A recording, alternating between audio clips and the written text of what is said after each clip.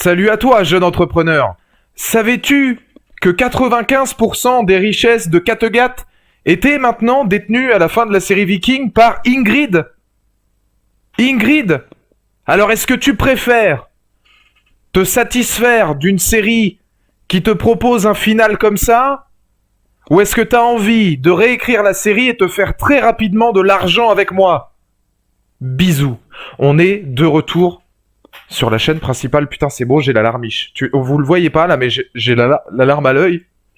Après 3 mois, et si on se regardait un match de et si on se regardait un match de basket? Alors ouais, pour tous ceux qui ne savent pas, évidemment, pour tous ceux qui se posaient la question, je ne pouvais pas faire de live sur la chaîne principale à cause d'un strike pendant 3 mois, 90 jours et quelques, c'est terrible, qui m'ont empêché de faire des streams sur la chaîne principale. Et ça y est, on est de retour chez Valou Artworks sur mon domicile, ma chaîne mère. Et puis ensuite, évidemment, les lives seront en rediffusion sur la chaîne secondaire, bien sûr, comme d'habitude. Mais Dieu sait que ça fait plaisir. En tout cas, la question est vite répondue. On est là ce soir pour parler de Vikings, saison 6, bordel de Dieu. Saison 6, partie 2. On va revenir essentiellement sur la partie 2. Et puis bon, sur des axes qui étaient déjà des axes de la partie 1. On va revenir cette fois sur tout. Absolument tout. Parce que ma vidéo est sortie, donc pour tous ceux qui ne l'ont pas vue, elle est disponible sur ma chaîne depuis hier. Et j'ai parlé de Ivar, le roi, le dieu, le prophète, Ivar de Boneless, le fils le plus intéressant de Ragnar Lodbrok. Il y a Bjorn, il est sympa aussi, mais je trouve qu'il est beaucoup plus nuancé quand même, Alexa Gundersen. Et puis voilà, on va parler de Viking. Et alors ouais, effectivement, Viking, sujet un petit peu compliqué, sujet difficile, puisque il y a eu vraiment des réactions en demi-teinte. Pour vous dire, Mr. Grimes, qui est un pote à moi, sur qui vous avez probablement vu les réactions et les vidéos, n'a pas du tout aimé les mêmes choses que moi. Il y a des choses sur lesquelles on se rejoint, mais globalement, lui, il y a des choses qu'il a aimées, mais je trouvais ça con comme une meule, et il y a des choses que moi j'ai aimées, notamment la fin d'Ivar, où lui, il restait largement sur sa fin, pour le coup. Donc ça va être intéressant, en fait, d'en débattre avec vous, parce qu'il y a beaucoup de choses à dire, et... c'était pas terrible, hein. On va commencer là-dessus tout de suite. Alors si je regarde là-bas, c'est parce que j'ai changé mes directives et maintenant le chat est ici. Donc je regarde les commentaires là, mais en même temps je vous parle ici. En fait, je travaille en parallépipède, c'est beau. Mais voilà, le live sera 100% spoil, hein. Je précise aussi, évidemment, on va tout spoiler de cette saison 6, partie 2. Si vous ne l'avez pas vu, vous avez encore le temps de partir, même si vous vous êtes déjà, du coup, bien fait spoil la mort d'Ivar dans la tronche. Mais on va essayer de revenir là-dessus directement. Et la première question, voilà, que j'ai envie de vous poser, comme ça, on va entrer dans le vif du sujet directement. Quelle note attribueriez-vous à la deuxième partie de saison de Vikings? C'est la question que j'ai envie de vous poser. On parle uniquement de la deuxième partie, une note sur 20. Combien de Berntal mettez-vous sur un total de 20 Berntal possible? Après, je vous donnerai ma note. Sachez qu'elle n'est pas très haute, hein. Loin de là. On va parler de ce qui va au début, et on reviendra sur ce qui va pas après, parce qu'il y a beaucoup... Putain... foutage de gueule sur certains trucs. Donc, alors, vous me donnez des notes sur 10. Bon, vous me donnez des notes sur 10 ou des notes sur 20. Moi, j'avais précisé sur 20, mais 2, 4, 5, ouais, c'est un peu la moyenne. Il y a du 7 sur 10, 6 sur 10, 6 sur 10. 6... Après, c'est assez bien. C'est pas extraordinaire, hein. Je veux dire, globalement, il y a du 10 sur 20, 5, ouais, à peine la moyenne. 4 sur 10, il y a du en dessous de la moyenne. 5 sur 30, alors là, on est carrément dans un style où on s'en bat. Moi, 6 sur 42. Tu vois, j'en ai rien à foutre. C'est pas terrible non plus. 16 sur 20, bonne note. 12. Bon, globalement, si je fais une moyenne, on serait à 12 sur 20. Je pense, entre les 10, les moins, les plus, on va être sur une moyenne de 12. Sachez que moi, je lui donne 8. Et c'est pas terrible. Alors, 8, c'est la même note que j'avais donnée à la saison 6A, hein, qui, on était... Enfin, franchement, non, je pense que la première partie de saison 6 était moins bonne. Donc, je lui aurais donné 6 ou 7 de ce que j'avais dit dans un live Instagram. Je devais lui donner 6 ou 7. Et puis 8 à celle-ci, parce qu'il y a quand même 2 épisodes qui sont vachement intéressants. Mais globalement, si on retire l'épisode 11 et l'épisode 20, bordel, il se passe vraiment pas grand-chose. Quand j'ai regardé... Alors, on va revenir vraiment sur l'ensemble, hein, de la série. Donc là, je vais pouvoir me lâcher un petit peu plus par rapport à ma vidéo où j'étais cotonné à un seul sujet. Cette saison est particulière, je trouve, pour plein de points différents. Et il y a des gros focus que j'aimerais faire pour la simple et bonne raison que je ne sais pas si pour vous c'est la même chose, mais clairement, Viking, j'ai vu une quête secondaire. Et en fait, la première chose que j'ai envie de souligner, c'est que pour moi, j'ai pas vu une fin de série. Dans le meilleur des cas, j'ai peut-être vu une fin de saison, mais à 2 scènes près, j'ai pas vu une fin de série. J'ai vu une fin. J'ai vu une fin de quête annexe, une fin de quête secondaire, comme si t'étais dans un jeu vidéo et que t'avais une quête principale et que tu faisais un DLC et que le DLC c'était un free-to-play et puis que tu le termines et que tu te dis d'accord c'est bien, mais c'est ça la fin. Et j'ai pas vraiment eu l'impression en fait de voir de voir une fin de Viking. Et pour moi c'est même très feignant d'utiliser la musique du générique par exemple. Je trouve que la dernière scène où alors il y a deux particularités différentes. Là je vais revenir sur la toute dernière scène qui était que je trouve qui était assez intéressante, qui était la scène avec Floki et comment s'appelle-t-il, Ube. Donc il y a Floki et Ube qui sont tous les deux sur la plage. Et Ube demande à Floki si c'est la fin. Ce à quoi Floki ne répond pas. Il y a deux dualités pour moi là-dedans. C'est Ube qui dit à Floki est-ce que c'est la fin. On peut y voir métaphoriquement la fin de l'âge Viking. Je pense que c'est beaucoup de gens à mon avis ont dû le remarquer. Ça peut être sous-entendu la fin de l'âge d'or, la fin des Vikings. Est-ce qu'on pourrait déjà sous-entendre avec globalement l'avènement d'Ingrid. Putain. Et je sais pas comment il a pu écrire ça, mais vraiment, je sais pas comment le mec a pu dire tiens, la dernière représentante de Kattegat, ça va être elle. Responsable du pire arc scénaristique de l'histoire. Je suis désolé, mais Viking, tu prends l'ensemble des 6 saisons, tout ce qui tourne autour de Ingrid, Eric et Gunhild, c'est le pire truc que j'ai vu, d'une longueur absolue, sans queue ni tête, incroyable.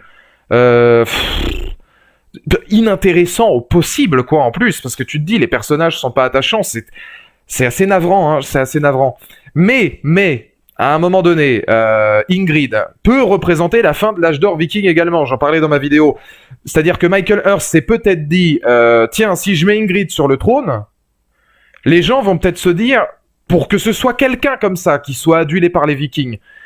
Ça veut peut-être dire qu'effectivement, l'âge d'or des conquêtes des Vikings, etc., est terminé. Parce que sinon, on n'en serait pas arrivé à un extrême pareil. C'est métaphorique. Mais c'est ridicule. Enfin, je veux dire, terminer Kattegat comme ça, moi, je repense encore à Kattegat, moi, où Ragnar devenait Jarl en tuant le D'Artagnan de l'homme au masque de fer. Enfin, tu te dis, c'est quand même quelque chose de très particulier, de passer vraiment de ce point-là, de ce stade-là, à un stade qui est quand même autrement différent, où t'es grandeur et décadence du bordel, quoi. Enfin, on avait Harald avant Ingrid. Donc c'est assez terrible. Donc tu peux comprendre ça métaphoriquement, même si pour moi, c'est vraiment pas du tout à la hauteur d'une fin de série comme Viking. Tu ne peux pas terminer une série comme Viking, même si t'as envie d'installer le fait que l'âge d'or des Vikings est révolu, tu ne peux pas instaurer Ingrid sur le trône. Enfin, c'est une insulte pour moi aux 6 premières saisons. Donc c'était compliqué. Et arrivent ensuite Floki et Ube, qui, par leur discours, peuvent aussi éventuellement dévoiler et développer l'idée de l'âge d'or des Vikings qui se termine. Mais je suis navré, terminer une série sur simplement ce discours-là, avec la musique du générique qui arrive, et puis voilà, un sublime coucher de soleil en bord de mer, je trouve ça extrêmement feignant. Vraiment très très très feignant.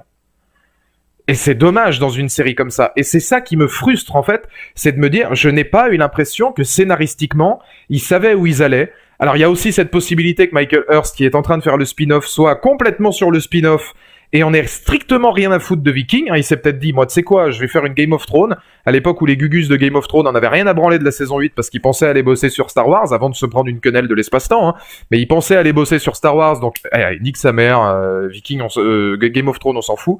Donc là, peut-être que c'est la même chose. Et il y a un truc très prétentieux là-dedans, et qui me fait penser que j'ai raison, c'est que quand Ube dit à Floki, est-ce que tu penses que c'est la fin? Floki, sourire en coin, qui regarde l'horizon. Est-ce que c'est pas le créateur de la série qui nous dit « Non frère, il y a ma série spin-off qui arrive sur Netflix, donc ce sera pas la fin. » Et le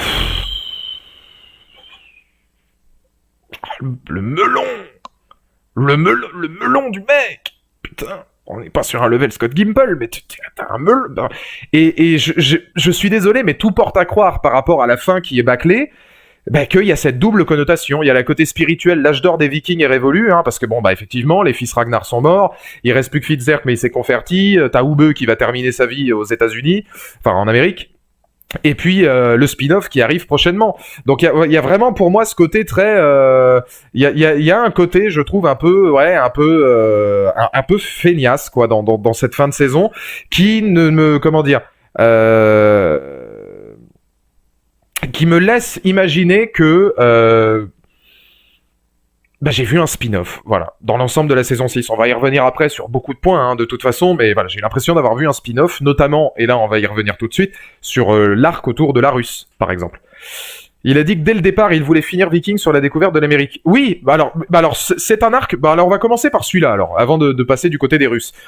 L'arc, par exemple, amérindien. Alors on va en parler tout de suite, c'est très intéressant. Et le fait de finir là-dessus, pour moi, c'est très bien. Ça, c'est sûr. C'est vraiment, dans la double connotation que je voulais souligner, simplement la dernière phrase et la dernière scène. L'idée en soi de terminer, c'est récent. Ça ne peut être que bâclé, puisque historiquement, tout est faux. Alors oui, il y a le point de vue historique aussi, où les mecs se sont clairement assis dessus. Bon, après, de base, déjà, de toute façon, Rollo n'était pas le frère de Ragnar, hein, donc je veux dire, globalement, ils ont pris beaucoup de liberté scénaristique dès le début de la série. Alors qu'ils s'assoient encore plus dessus au fur et à mesure, c'est vrai que ça peut être chiant pour beaucoup. Notamment, faut pas oublier quand même que c'était sur History à la base et que Viking, à l'origine de l'origine, était une série qui était peut-être pas forcément censée fonctionner, mais qui était une série qu'on voulait un peu historique, c'est-à-dire une série qui serait presque par moments documentaire. C'était l'idée même de Michael Hurst, à l'origine de l'origine de l'origine. Bon, après, ça a largement bifurqué ailleurs. Mais il y a alors comme le dit Seb, il y a la réalité historique, il y a les mythes aussi, tout ce qui va être mythologie, machin. Donc forcément, c'est très compliqué de restaurer la vérité vraie, puis ça aurait été peut-être beaucoup plus chiant aussi à restaurer au fur et à mesure, hein. Mais ou beaucoup moins épique ou beaucoup moins imagé que ce que nous a fait Michael Hurst. Mais voilà. Après, tu as donc cette découverte amérindienne. Où en termes de volonté, c'est très intéressant de terminer là-dessus, parce qu'effectivement, je trouve qu'il a complètement raison de vouloir arriver à de telles fins, parce que symboliquement, c'est intéressant. Maintenant, sur le fond, très bien, mais sur la forme, 18 épisodes en prenant la première partie de saison 6, et si on prend que cette deuxième partie, on va au Groenland, on passe un épisode au Groenland. Alors, certes, il y a une espèce de plan séquence avec Edge, juste Edge, Adam Copeland, pour tous ceux qui regardaient la WWE. Ce plan séquence-là, quand ils sont au Groenland, et qui luttent autour de la baleine, là, et qui a un espèce de plan immense, et puis qui s'en vont tous en bateau, puis Ketil, qui devient le seul roi, évidemment, parce que de toute façon, il est tout seul. Hein. Il doit rester 3 mecs de sa famille, et puis ils sont 3 à vivre au Groenland maintenant. Cette scène-là est superbe. Mais pourquoi faire ? Si c'est pour arriver à un extrême où de toute façon c'est plié dès l'épisode suivant. Et le problème c'est qu'après on se tape l'épisode 16, 17, 18, 3 épisodes complets où tous les segments autour d'Ube, Torvi, Other et tous les personnages, ce sera Torvi et Ube sont dans un bateau, Torvi n'a plus d'eau, que se passe-t-il ? Et je suis désolé, mais comment c'est possible que les scénaristes se disent « Ouais les mecs, on va leur faire bouffer Torvi et Ube sur un bateau pendant 3 épisodes ?» Parce qu'il faut faire 20 épisodes en tout. Et bordel, l'arc amérindien, il aurait pu être réglé en 4 épisodes. Mais littéralement. Allez, en 5 max si tu gardes le Groenland. Mais putain, c'est pas possible de faire 3 épisodes complets sur Ube dans un bateau, quoi. Surtout qu'alors, je suis désolé, mais ce qui est, c'est très très très con, en plus de gérer ça, parce que mais ça je peux pas comprendre que ça passe non plus. Alors je veux bien qu'il y ait un truc un petit peu métaphorique, etc. Voilà, c'est Ube et Torvi sont dans un bateau, que se passe-t-il ? Sa fille tombe à l'eau. Alors là, la pauvre. Puis alors, c'est incroyable. Ube s'en bat littéralement les couilles. Enfin non, mais ça aussi. Je veux dire, putain, Viking, quand je pense à l'âge d'or de la série, où Ragnar, Rollo, il y avait des guerres, je me souviens de la mort de la fille de Ragnar, et de Lagartha, qui était morte pendant une épidémie, je crois, ou une contagion. Oh, tu te dis, la vache, c'est incroyable quand même d'avoir autant d'émotions pour une... Tu te rends compte de la perte que c'est. Ube, là, tu lui dis, à 1 de perdu, 10 de retrouvé, je m'en fous. Il en a rien à passer sous l'eau, quoi. C'est inadmissible. Je me suis même posé une question, moi. Je me suis dit, mais ça se trouve, c'est pas sa fille à lui. C'est peut-être la fille de Bjorn, parce que Bjorn était avec Torvi avant. Elle a tourné sur tous les, elle a tourné sur tous les fils. Mais non, parce qu'après, elle lui dit le texte. Elle lui dit, on a perdu notre fille. Alors, dites-moi dans le chat, peut-être que j'ai raison sur le point, mais alors apparemment, ouais, parce que Torvi dit, on a perdu notre fille en français, et j'ai même regardé en français et en VO. Et quand je me suis dit ça, j'ai dit, ah, attends, d'un point de vue chronologique, je peux peut-être être un peu largué, mais ils disent, on a perdu notre fille. Alors peut-être qu'ils la considèrent comme sa fille, mais que c'est, voilà, c'était et vous êtes bien, voilà, donc j'avais bien raison de me dire ça, c'est la fille de Bjorn. Bon bah lui, du coup, c'est peut-être un peu plus normal qu'il en ait pas grand-chose à branler. Mais quand même, quoi, je veux dire, tu perds ta fille adoptive, enfin, je veux dire, globalement, tu pourrais au moins montrer un signe d'intérêt, parce que là, globalement, mec, tu me cases un sudoku dans la foulée, ouais, ça me choquerait pas, hein, outre mesure. Donc c'est la fille de Bjorn, ouais, voilà, de ce que vous me dites. Mais j'y ai pensé, en plus, je me suis dit, attends, vu l'âge qu'elle a, ça m'étonnerait que ce soit celle d'Oube, mais d'un autre côté, elle dit notre fille, alors ça me paraissait un peu étonnant. Donc elle est adoptée par Oube, donc raison de plus, je veux dire, Oube aurait quand même pu lui dire autre chose que bah elle est où? Enfin, je crois même pas qu'il lui dit ça. C'est-à-dire que il se rend compte par Torvi que sa fille est partie et il est là en mode bah voilà quoi. Il lui dit désolé, c'est ma faute. Ouais voilà, c'est genre c'est ma faute, mais il dit même pas désolé pour la fille. Il dit je suis désolé parce que je vous ai conduit à votre mort, mais pour l'ensemble du groupe. Donc c'est une parenthèse un petit peu comment te dire. C'est une parenthèse inavouée quoi. Donc je me dis merde, enfin putain c'est hallucinant quoi. C'est hallucinant. Donc, et c'est dommage parce que toute cette séquence-là n'est pas dramatique, alors qu'on va en faire des caisses sur des tas de personnages où je me dis, mais les mecs...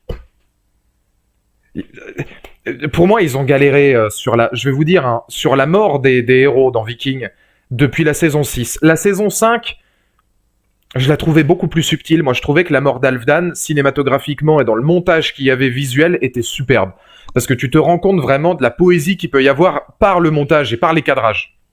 La mort d'Halfdan, la mort de Emund, c'était des morts qui étaient remarquables. Considérez ça aussi, tout n'est pas acheté après Ragnar. J'en vois beaucoup qui disent ouais, bon, à partir de la saison 4, ça devient moins bien, machin et tout, bon, c'est chiant. Mais moi, je considère la saison 5 très bonne, 15 épisodes sur 20. Hein. Je veux dire, jusqu'à l'épisode 15, c'est très bien. Et je ne comprends pas pourquoi, là, cette saison 6... Trop de féminisme tue le féminisme, notamment sur Lagertha. Alors, faut savoir que Lagertha, apparemment, Catherine Wennick avait la main mise aussi sur la série à de nombreuses reprises, et c'est elle qui a chapeauté beaucoup de choses. Et on sent qu'elle aimait bien son personnage, hein, parce que c'était moi je, à tort et à travers. Et c'est dommage. Non pas que j'ai quelque chose contre les personnages féminins, bien au contraire. Hein. J'embrasse l'amour de ma vie, Elga. C'est Maud Hirst, je crois. Elga me manque tous les jours. Elga, c'était mon crush, et maintenant que je sais que la série est finie, je vous le dis, voilà, j'aurais pas eu de crush plus important qu'Elga, la femme de Floki, c'est une femme tellement, enfin bref. Et je me dis, c'est pas normal, c'est vraiment pas normal d'autant axer en fait le larmoyant. J'ai trouvé la mort de Lagertha d'une lourdeur larmoyante absolue, à tel point que ça devenait presque grotesque. Et alors, Elga ou Olga? Ah oui, c'était peut-être Olga. Olga ou Elga, ouais. Enfin, vous voyez à peu près c'était qui. Mais, qu'est-ce que je voulais dire? La mort de Gunnhild. La mort de Gunnhild. Pareil, paradoxal, la mort de Gunnhild. J'ai râlé tout le long de l'épisode en me disant, merde, sérieusement, vous êtes vraiment en train de me faire croire que... Mais déjà de base, enfin je suis désolé, mais... non, c'est Elga. Non, voilà, c'était Elga. Ouais. Non, Olga, ça me semblait étonnant, mais oui, j'avais raison, ouais, c'est Elga dans Viking. Enfin bref. Je sais pas ce que vous en pensez dans le chat, mais après la mort de Bjorn, faire coucher Gunnhild avec Eric, c'était un putain de fist-fucking à Bjorn. Tu ne peux pas... Je ne comprends pas comment scénaristiquement on peut émettre l'idée qu'une femme qui aimait sincèrement Bjorn, une légende vivante, couche avec un autre mec l'épisode suivant. C'est d'une débilité scénaristique et c'est vraiment dommage de flinguer en fait tout l'aura que t'avais donné à la portée de Bjorn. Même si Bjorn avait une deuxième femme, même si voilà, leur relation était compliquée, ça, c'est pas question de, comment te dire, c'est pas uniquement une question de nuire au scénario vis-à-vis de Gunhild, c'est que là, c'est vraiment un manque de respect pour le personnage de Bjorn. Donc ça, c'est déjà effrayant en soi. Et pendant 2 ou 3 épisodes, je me suis dit, mais scénaristiquement, comment vous pouvez concocter un truc pareil et vous dire que c'est une bonne idée jusqu'à être sur le point d'épouser Eric, où là je me suis dit c'est pas possible, et finalement arrive le moment où elle décide de se suicider pour retourner avec son aimé Bjorn. Et là je me suis dit d'accord, bravo, très bien. Là oui, bonne décision. Je ne m'y attendais pas, parce que bon bah on avait déjà eu 2 morts dans l'épisode 15, entre Ketil qu'on laisse pour mort quasiment, parce qu'on se doute qu'à mon avis une fois qu'il aura fini la baleine, bon bah il va pas pouvoir faire grand chose. De toute façon, s'ils font une communauté de 4 personnes, ils vont vite trouver le temps là, les mecs. Mais donc t'as Ketil, Ketil, pardon. Il y a un autre personnage qui meurt dans l'épisode 15, bah c'est Oleg. Oh putain, la mort d'Oleg. Oh le ralenti. Bon, on y reviendra après ça. Mon Dieu Seigneur, j'ai mal à mon Oleg. Déjà que je l'aimais pas au début lui, mais putain, ils l'ont pas respecté non plus. Et tu arrives ensuite sur Gunhild. Et arrive le gros problème que j'ai. Mais littéralement, le fond est intéressant, mais la forme. À quel putain de moment Gunhild, c'est Lor Manodou.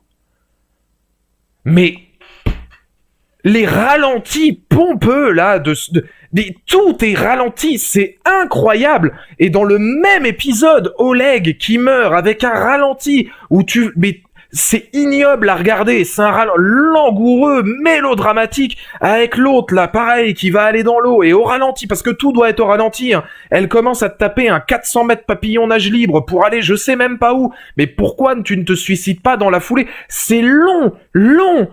J'ai dû compter, je crois que ça dure en tout peut-être 6 minutes. 6 minutes pour faire 100 mètres, c'est déjà long hein, quand t'es en train de nager. Mais en plus, c'est au ralenti. Quel intérêt scénaristique et cohérent et quel intérêt filmique de nous proposer un 400 mètres papillon. Je suis désolé, c'est d'une lourdeur. Et Viking, que ce soit la mort de Ragnar, que ce soit la disparition de Floki en saison 5, que ce soit toutes les autres morts qu'il y a pu avoir, et Dieu sait qu'il y en a eu quelques-unes, t'en avais des morts surprenantes, t'avais des morts épiques, grandioses. Jamais Viking n'a eu besoin d'être lourd comme ça pour impacter le public. Et c'est, je suis des orations que j'ai dans cette putain de saison 6, parce qu'ils l'ont déjà fait avec Lagertha. À chaque fois qu'un personnage meurt, c'est le prix Nobel de la caisse.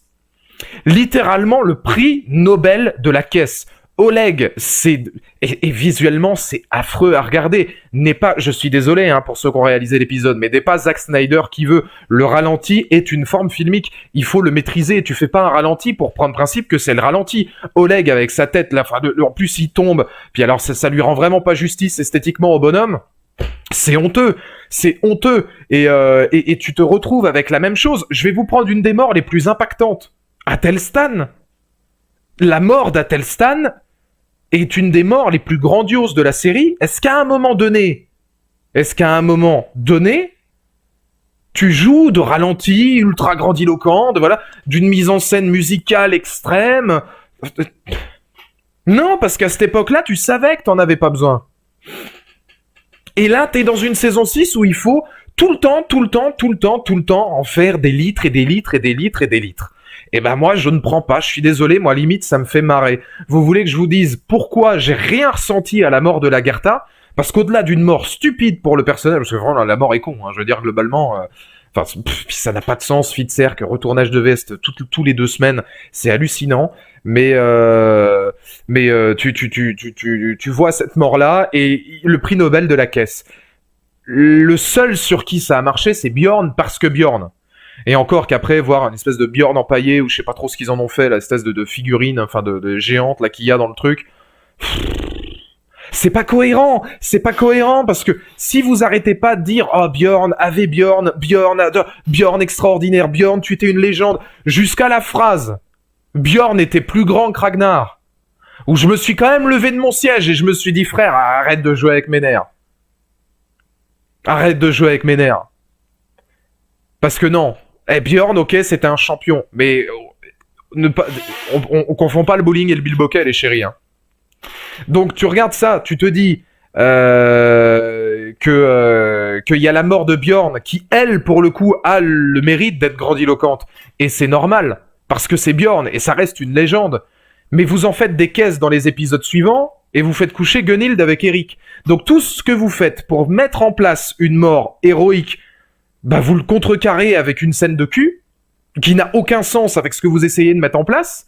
Et malheureusement, c'est la seule, pour moi, mort qui fonctionne. La seule mort qui fonctionne, c'est lui et Ivar. Ivar, j'en reparle pas parce que j'en ai parlé en vidéo, mais la mort d'Ivar est grandiloquente, mais elle est sublime.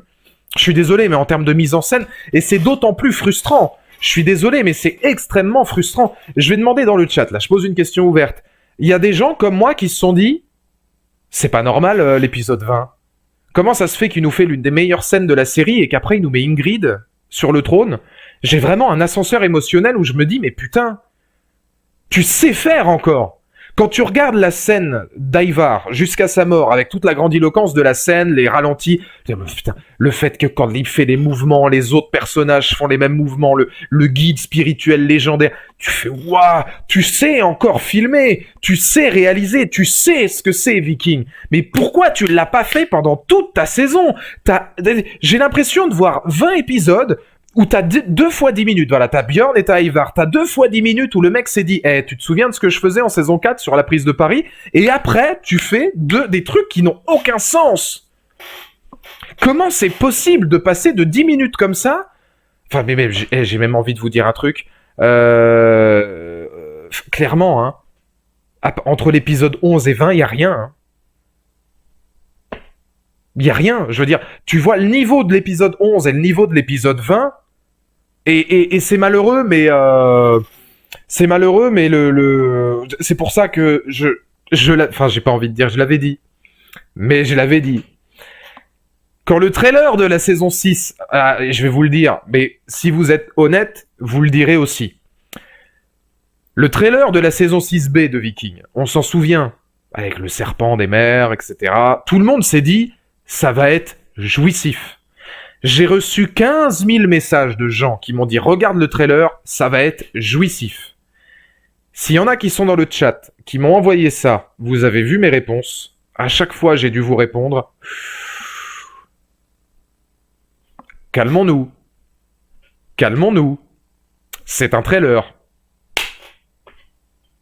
Tout ce qui avait de bien était dans le trailer. Le reste, c'est du vide. Et j'en ai marre de ces bandes annonces publicité non contractuelle. Parce que si tu regardes le trailer, mais putain, et encore, Dieu sait que moi je l'attendais pas, hein. Donc je suis pas trop, moi j'aime bien Viking, j'adore le grand Viking, mais je le sentais venir. Je le sentais venir. Donc tu te dis, en regardant le trailer, j'étais quand même sceptique. Je me suis dit, j'attends que d'être surpris. J'avais raison. J'avais raison.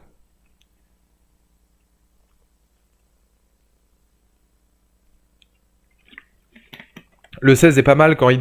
Ouais, il y a de temps en temps, voilà, il y a un lot d'épisodes sympas. Il y a quelques lots d'épisodes sympas de temps en temps. Mais globalement, ça reste pas... Pour moi, c'est pas au niveau. Oui, il y a des épisodes qui sont pertinents par moment, effectivement. Mais on n'est pas... Je trouve qu'on n'est pas dans une dynamique vraiment d'une saison réussie. Et on va pas se mentir, 20 épisodes c'est trop, mais Viking a eu le même problème que Walking Dead et que beaucoup d'autres séries actuelles. C'est trop long. 20 épisodes, c'est trop long cette saison-là.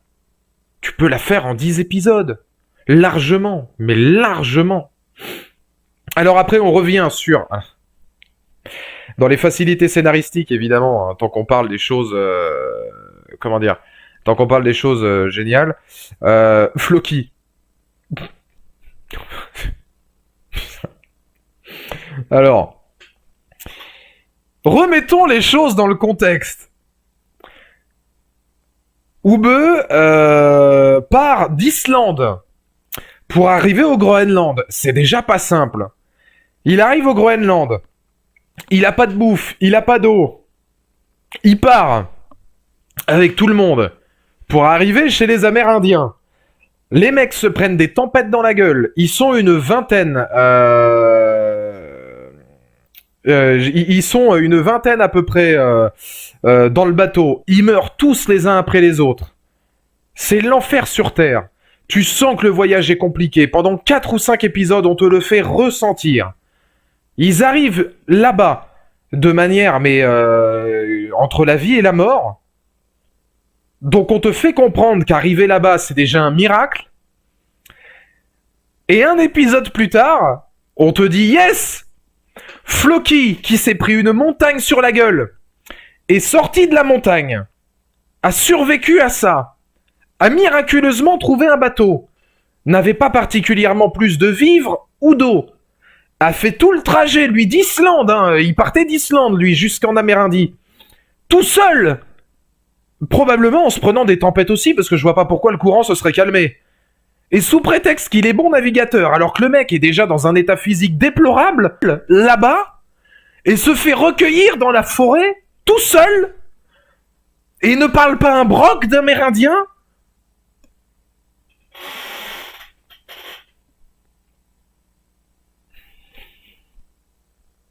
Et c'est normal.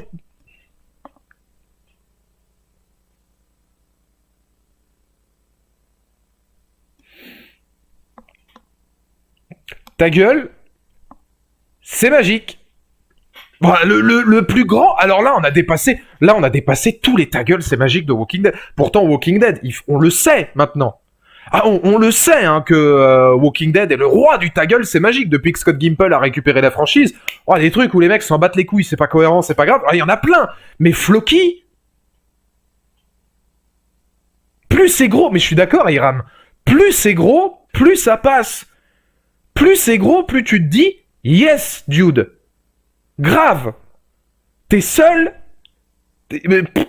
Il a appelé un Uberboat. Non mais j'ai vu des EasyJet aussi. Mais le mec, il a pris un Blablacar. Il s'est fiché. Je m'en bats les couilles. J'ai pas le temps. Moi, je connais Jack et Rose là de Titanic. J'ai pris leur radeau. Je suis parti avec eux. J'en ai rien à branler. Hein. Voilà. Et alors attendez, parce que moi j'étais convaincu. Franchement, quand j'ai dit ça. J'étais convaincu que certaines personnes allaient me dire non mais tu comprends pas, Floki depuis le début de la saison 1, tu comprends pas que c'est un expert en navigation, c'est normal que le mec y arrive, ok, parce que le gars il dessine des bateaux. Mais oui, mais merde. C'est pas parce que... Putain. Je sais pas moi, mais quand j'étais au collège et que j'étais en cours de géométrie, c'est pas parce que je savais dessiner des triangles isocèles que je suis devenu architecte. Tu vois ce que je veux dire? Ah bah ouais, le carré de l'hypoténuse, je sais où est-ce que c'est, hein, sur un diagramme en bâton, mais pour autant, je suis pas allé faire les trucs de la nouvelle World Trade Center, hein, ils m'ont pas appelé les mecs.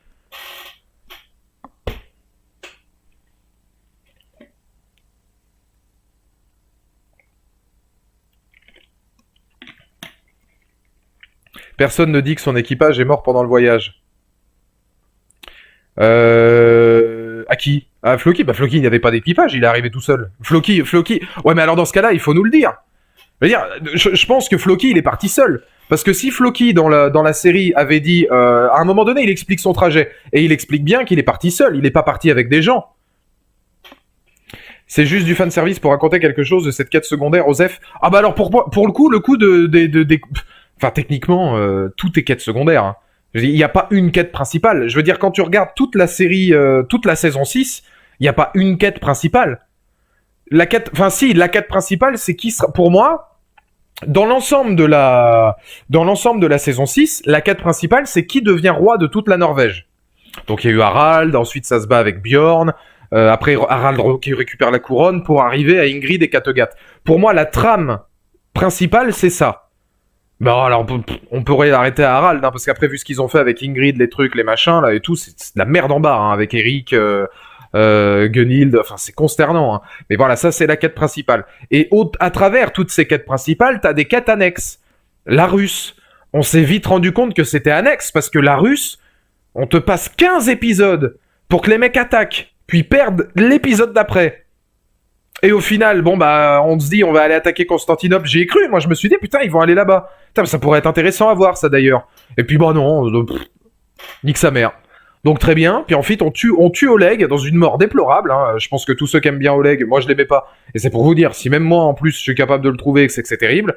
On tue Oleg et donc du coup, bon bah forcément, on fait de cette quête annexe une quête qui ne sert à rien. Il y a la quête annexe de la mer, de l'étude amérindienne, mais pour moi, celle-là, elle fait presque office de quête principale, parce que c'est logique de terminer Viking là-dessus. Donc j'en veux pas encore une fois, sur le fond, je trouve que c'est très intéressant. Mais alors, sur la forme, putain, ça aurait pu se régler en 10 épisodes. L'arc de la Russe. Et bon, ça, j'en parlerai pas parce que j'en ai déjà parlé dans ma vidéo, mais je suis désolé. Pour plus de compléments, allez voir la vidéo là-dessus, mais l'arc de la Russe, c'est une quête secondaire qui n'est là que pour étudier Ivar. Pour te montrer, je suis un être humain et je me sers de cette humanité pour devenir une légende. C'est tout. Ça n'a aucun autre intérêt scénaristique. Et tu t'en rends compte parce qu'au final, ils y seraient... Enfin, honnêtement, Ivar, développer son humanité, mais tu pouvais le faire sans les Russes. Largement. Tu nous mets un axe, et puis alors, et encore, l'axe autour de la Russe, il est intéressant dans la saison 6B. Dans la saison 6A, c'est consternant. Hein. Je me suis fait chier, Ivar ou pas, hein, je me suis fait chier comme un rat mort, moi, hein, sur cette truc-là. Mais les indigènes, c'est bien. Oui, quand on arrive du côté des Amérindiens, c'est un des trucs les plus intéressants. Petite frustration de pas voir l'aigle de sang. J'aurais bien aimé, moi, voir l'aigle de sang arriver pour boucler la boucle Uber Ragnar. J'aurais trouvé ça sympa. Mais bon, ils l'ont pas fait parce que le personnage ne le méritait pas. Mais j'aurais bien aimé voir ça. Non, l'axe amérindien est cool. Tu sens qu'il y a une vraie volonté de faire quelque chose. C'est vraiment pertinent à découvrir. Il y a de très belles images. Ça, c'est un truc qu'on peut pas reprocher à Viking, hein, en termes de visuel, que ce soit la photographie, l'esthétique, la pellicule, l'image, c'est superbe. C'est toujours aussi superbe. Donc ça, il n'y a aucun problème là-dessus. On a toujours des tonalités et puis de la colorimétrie différente. C'est vrai que c'est beau, arriver là-bas, et puis tu te rends compte du gigantisme de la situation. Il y a vraiment une prouesse technique qui est admirable là-dessus. Mais on le sait. On le sait. Et tu vois, moi je suis assez d'accord avec Edouard. Je suis désolé, hein, mais le spin-off Viking Valhalla, là, qui se passe 100 ans après, j'en ai rien à branler. Par contre, si on m'avait dit que j'aurais droit à un spin-off centré sur Ube et l'Amérindien, là j'aurais dit oui. Un spin-off en seulement 10 épisodes où on navigue là-dessus, en gros, l'axe amérindien, on le voit pas. Où on découvre juste les premiers pas de Ube qui découvre la Terre, et puis on s'arrête là, et en fait la suite c'est le spin-off. Moi j'aurais préféré un spin-off sur Ube, parce que le spin-off Viking Valhalla, bon, en plus c'est con, mais partant du principe que ça se passe 100 ans après, et puis que on nous annonce clairement là quand même que l'âge d'or des Vikings est fini, putain ça donne envie quoi. Ils vont faire quoi? Ils vont cueillir des perles pendant 30 ans les mecs? Enfin je veux dire... Donc je sais pas convaincu. Pas convaincu de cet arc narratif, alors que pourtant bah ouais la photographie est belle, ça a été quelque chose de quand même particulièrement sympa. La maladie d'Ivar, ils l'ont pas assez développé, c'est arrivé qu'à l'épisode 20. Pas aujourd'hui Ivar, pas aujourd'hui, pas maintenant, pas après tout ce que tu as fait. C'est quand même développé par rapport aux saisons précédentes, donc ça moi ça m'a pas choqué. J'ai trouvé que ça, pour le coup, ça peut passer pour une facilité aussi scénaristique, mais je trouve qu'elle était bien vue. L'axe c'est un mix entre la psychologie du personnage et c'est la faute à pas de chance pour le coup. Moi, j'avais trouvé ça sympa. Le spin-off, je vais regarder, je peux pas m'avancer, mais c'est Netflix qui reprend, donc j'ai peur. Bon, après, Netflix ou pas Netflix, ça reste la même équipe, ça reste le même scénario, etc. Je pense que le fait que ce soit Netflix qui récupère changera pas grand-chose. Ça augmentera peut-être le budget, donc ça peut être que mieux, mais... T'as préféré la mort de Ivar à celle de Bjorn? Oui, largement, mais c'est parce que je préfère Ivar à Bjorn. Je trouve Bjorn très monolithique. Bjorn est très... bon, alors c'est son personnage qui est comme ça, hein. Mais Bjorn, c'est un personnage carré, droit, imposant. C'est vrai qu'il a un côté très très très charismatique. Bjorn est plus charismatique qu'Ivar. Bjorn, il a une prestance naturelle, mais il est monolithique. Alors que Ivar, il va aller dans des tas de... Il va vraiment dans des tas de symboliques et dans des tas de dynamiques différentes, et c'est pour le coup, c'est super impressionnant. C'est un autre scénariste pour le spin-off. Bah, non, c'est, le créateur revient. Toute l'équipe change. Le créateur, il va pas showrunner la série, non? Parce que peut-être qu'il va changer. Enfin, je veux dire, après, c'est toujours pareil. Mais s'il change ses scénaristes, mais que d'un côté, c'est lui qui garde les rênes du bordel, bon, ça peut être plus ou moins le même délire. La suite est basée sur Éric le Rouge, un grand viking. Alexander Ludwig reste meilleur que Jean Neige. Ah oui, bah ça, ouais, forcément. Si, voilà, il reste showrunner apparemment. Ouais. Il reste, c'est lui qui chapeaute le truc. Alors après, même s'il change de scénariste, ça va quand même lui qui aura le dernier mot sur la fin, quoi. Donc pour moi, ça va rester dans la même. Je pense que ce sera la thématique principale restera plus ou moins la même. Tu penses quoi de la mort de Harald?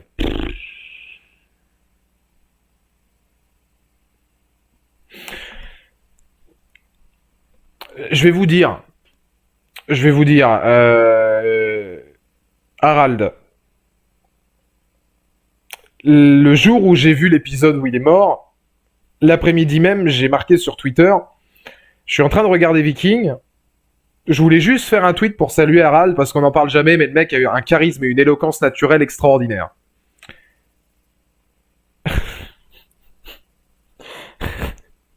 Donc je tweete ça l'après-midi, je regarde l'épisode le soir et je me dis bon, je sais pas si je vais garder mon tweet. Je sais pas si je vais garder mon tweet. Du coup, tu comprends que là, on est un peu dans la merde, quoi. Non, mais c'est consternant. C'est con, mais qu'est-ce que tu veux que je te dise? La mort d'Harald en soi est belle. Refaire revenir Halfdan, la boucle qui se boucle de son personnage. On sent que c'est un personnage. Harald, c'est un personnage que j'aime beaucoup parce qu'il a une connotation particulièrement torturée où il a jamais vraiment réussi à se découvrir. Imaginez par exemple le drame psychologique pour quelqu'un comme lui qui pendant toute sa vie va rêver d'une chose qui au final ne le rend pas heureux et ne le satisfait pas. Je trouve que cette dualité est extrêmement pertinente. C'est quelqu'un qui profondément à l'intérieur de lui-même a toujours voulu quelque chose. Et le discours avec Ivar est sublime là-dessus. Je trouve que là, pour le coup, l'écriture est très intelligente. Il en est à un stade où, est-ce que ça le rend heureux? Non. Parce que c'est quelqu'un qui a jamais connu l'amour, qui a jamais eu de chance avec les femmes, qui s'ennuie. On sent que c'est quelqu'un qui s'ennuie mortellement de pas continuer les conquêtes vikings. Harald ne sera jamais Bjorn. Et toute cette, enfin, je trouvais ça extrêmement sadique de sa part, mais en même temps très glauque, parce que je pense qu'il en a besoin. Tout l'arc narratif autour d'Harald n'est là que pour une chose, c'est pour te démontrer quelque chose de rapide, c'est Harald veut être Bjorn. Il prend les femmes de Bjorn, il prend le trône de Bjorn, il prend tout ce qu'est Bjorn, il essaie d'être comme Bjorn. Et quand il se rend compte que ce sera jamais le cas, il repart vers des conquêtes, parce qu'il sait très bien que de toute façon, il y a que là qu'à un moment donné, il pourra imposer sa légende. Et devenir... et il regrette, voilà, il regrette la mort de son frère, et on le voit, et il en a les larmes aux yeux, et il en est touchant là-dessus. Il y a une vraie dualité, il y a un personnage, je trouve, qui est sublime vis-à-vis d'Harald. Mais le faire mourir comme ça... Le mec est perdu dans la brume, on dirait que le gars sort de The Mist et hop, hey yes, vas-y boomer. Ok. Alors ouais, c'est cool. Très bien, ok, c'est très bien d'avoir fait revenir Halfdan. Moi j'adore Jasper Pakonen, regardez Black Landsman si vous voulez comprendre pourquoi. Excellent film de Spike Lee. Il est beaucoup moins bon dans Da Five Bloods, mais on s'en sert moins d'un autre côté. Donc oui, c'est poétique. Mais c'est navrant, quoi, en termes de structure narrative et juste en termes de constat. Surtout qu'en plus, enfin, je veux dire, Harald, combien de temps faut-il pour que les autres apprennent la mort d'Harald? C'est-à-dire qu'Harald meurt dans les bois, il n'y a qu'à l'épisode d'après, hein, qu'on fait simplement mention de sa mort. Je veux bien qu'ils aient mis du temps à le retrouver dans la forêt. Mais putain, enfin, c'est le roi de toute la Norvège. C'est le roi de la putain de toute Norvège. C'est pas normal. C'est pas normal. J'ai l'impression que scénaristiquement, en fait, dans cette saison, ils ont pas pris conscience, en fait, des personnages qu'ils avaient dans les mains. Et ils ont donné un temps d'antenne à des mecs claqués au sous-sol, alors qu'ils avaient des personnages, même historiquement, comme Harald, très, très, très importants. Et c'est ridicule. Alors, la mort d'Oleg est ridicule. La mort d'Olaf, enfin, quoique Olaf, j'en ai jamais rien eu à foutre. Donc bon, à la rigueur, la mort d'Olaf, on peut y trouver une espèce de spiritualité potentiellement intéressante, mais globalement, on reste quelconque possible. Ça sert uniquement à développer, comment te dire, le phénomène que va devenir Alexander Andersen et Ivar par la suite. C'est pas bien, je suis désolé, cette saison, elle est pas bien, elle est vraiment pas bien. Et c'est la continuité de la saison 6A. Alors la saison 6A, il se passait rien, pour le coup. À l'exception de la mort de Lagertha, il ne se passait rien. Donc forcément que c'est un brin mieux, mais c'est moins bien écrit, c'est-à-dire qu'on se fait moins chier, mais en termes d'écriture scénaristique, c'est navrant pareil. Même la mort Comment il va le Grimes? Même la mort d'Ivar, bien que super, est amenée beaucoup trop vite. Ah bah moi, Ivar, tu sais que j'ai aimé, hein, donc je ne pourrais pas acquiescer, mais... Non, moi je trouve que Ivar... En fait, le problème, c'est pas la mort d'Ivar qui est amenée trop vite, c'est toute la finalité de l'exécution du dernier épisode. C'est-à-dire que c'est deux choses qui, pour moi, sont pas à confondre. Mais quand tu regardes les 25... Je suis d'accord avec toi parce que je crois que dans ta vidéo de l'épisode, dans ta réaction de vidéo de l'épisode 19, tu t'es posé la même question que moi et je crois que je t'en avais parlé sur Twitter. Parce qu'on dialogue, Mr. Grimes et moi.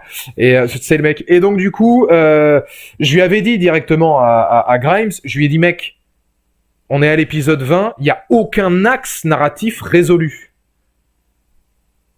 Et là, vous avez 48 minutes pour me faire croire que vous allez y arriver. Et le problème, c'est que je lui ai envoyé des messages au fur et à mesure du final à Grimes, et je lui ai dit, mec, on est à 20 minutes de la fin, il n'y a aucun axe narratif qui est résolu. À 20 minutes de la fin. Et c'est pas la mort d'Ivar qui est trop brutale. C'est que t'as la mort d'Ivar, slash ding, direct, l'Amérindien, slash ding, Fitzerk, sorti de nulle part, hop, yes les gars, je me convertis, parce que faut se convertir. Bon, moi ça me choque pas, c'est un suiveur, ça a toujours été un suiveur, Isfred.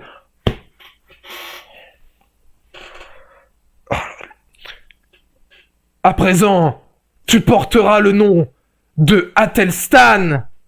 Mais la lourdeur! Mais la lourdeur! Mais merde, quoi, putain! Mais putain de ta race! Mais oh, ça me gonfle, ça! Mais quelle lourdeur! Ça va, on sait! On sait qu'Atelstan, il était important, on le sait, mais... Ça vient d'Alfred, il le connaît même pas, en plus! Il le connaît même pas, mais ça n'a aucun sens. Et Fitzerk, il est content de ça, mais Fitzerk, il le connaissait pas non plus. Merde, merde, merde, merde, ça n'a aucun sens. Et c'est juste par principe de te dire, tiens, ça va te faire un petit sourire. Non, non. Mais non, mais dans ce cas-là, Fitzerk appelle le pépin le bref. C'est quoi le délire alors? Quand Ragnar il s'est converti, on lui a dit bah je vais t'appeler tout en camon. Pourquoi on sait pas? Ah bah on va essayer peut-être de teaser les Vikings en Égypte. Donc ça va être non mais attends, merde quoi. Merde, parce que j'y reviens parce que je me dis c'est pas normal. C'est pas normal. C'est juste pour la rêve, c'est de la merde. C'est de la merde. C'est nul. Alfred est le fils de... Oui mais il le connaît pas. Il le sait mais il le connaît pas. Donc il l'appelle par le nom de quelqu'un qui ne l'a pas connu. C'est juste une espèce d'une plus-value scénaristique. Alfred, c'est le fils d'Atelstan. Certes, Atelstan était très proche de Ragnar, certes, mais à un moment donné, il n'a pas connu son père. Et pourquoi Fitzerk? Pourquoi Fitzerk se renommerait Quel rapport entre Fitzerk et Atelstan? Là, il n'y en a aucun. À la rigueur, je sais pas, ce serait... Non, il n'y a aucun rapport. Tu vas me dire, parce que c'est le fils de Ragnar. Oui, mais d'accord, mais en quoi Alfred, ça va s'en fout, lui?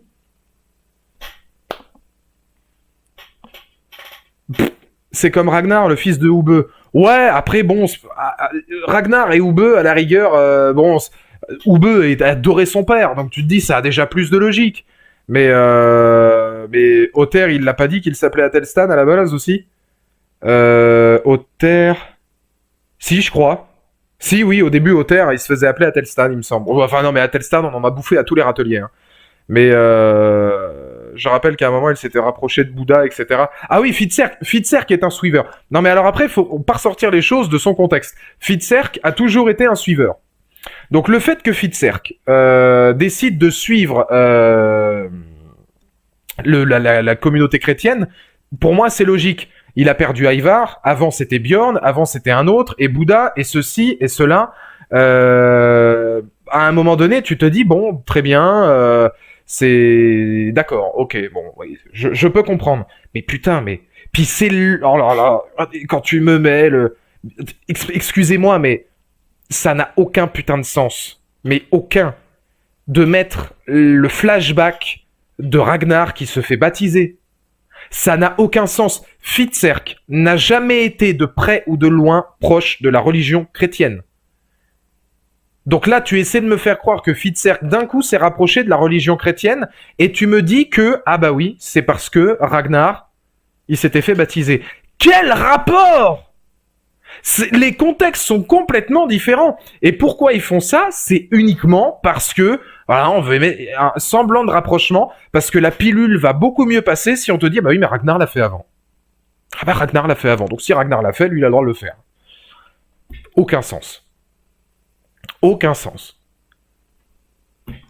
C'est le problème. Sur le fond, que Fitzerk soit un suiveur et devienne chrétien, ça peut se comprendre.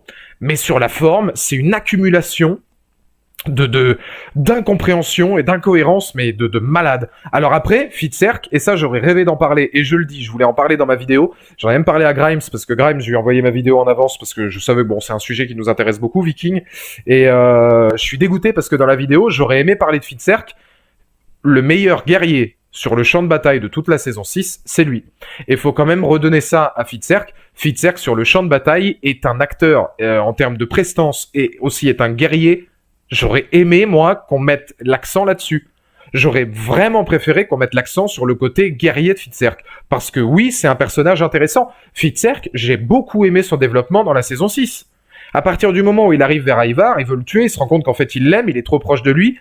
Le développement de Fitzerk et Ivar, à la fin, lors du final, m'a foutu les larmes aux yeux. Quand Ivar lui dit « je t'aime mon frère », etc., tu te dis « mais c'est superbe ». C'est exactement ce que c'était censé être, parce qu'ils savent qu'aucun des deux ne pourra tuer l'autre. Parce que finalement, il y a eu Bjorn, il y a eu Ubbe, il y a eu Ivar, il a été proche de tous, mais celui dont il est le plus proche, c'est Ivar. Parce que Ivar a cette part d'ombre qui est nécessaire pour que lui puisse se permettre d'être enfin quelqu'un.